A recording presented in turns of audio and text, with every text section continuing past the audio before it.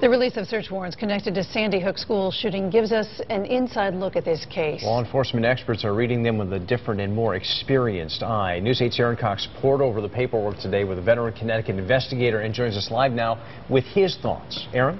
Hey guys, today we talked to Peter Valentin. He spent nearly a decade with the Connecticut State Police, and surprisingly, he actually tells me that investigators on this case are probably relieved that this information is finally out there.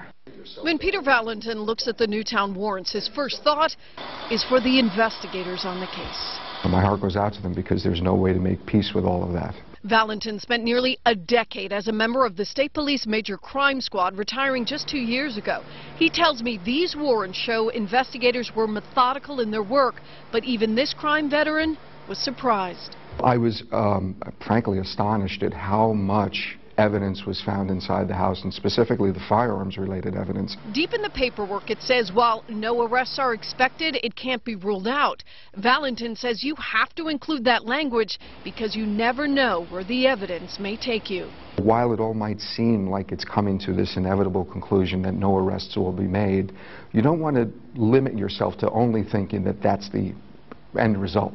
Valentin says the release of this information may actually be a relief to the investigators who are well aware of the public interest and the media's quest for information. Sometimes it's difficult to see what's being reported, knowing that you have the correct information and you can't share it. Now, many times it wouldn't be appropriate to share it, but it's difficult.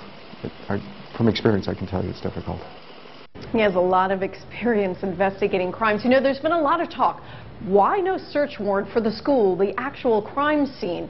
Well, it turns out Valentin speculates that because the school is a town-owned building, the authorities there have the ability to open it and release it to the investigators to search. But the gruesome details of what was discovered there will very likely come out in the final report. Now, coming up at 6 o'clock, we're going to talk to another longtime Connecticut law enforcement expert who speculates a lot of this information released today is actually going to be used in some of the civil lawsuits. We'll have that for you at 6.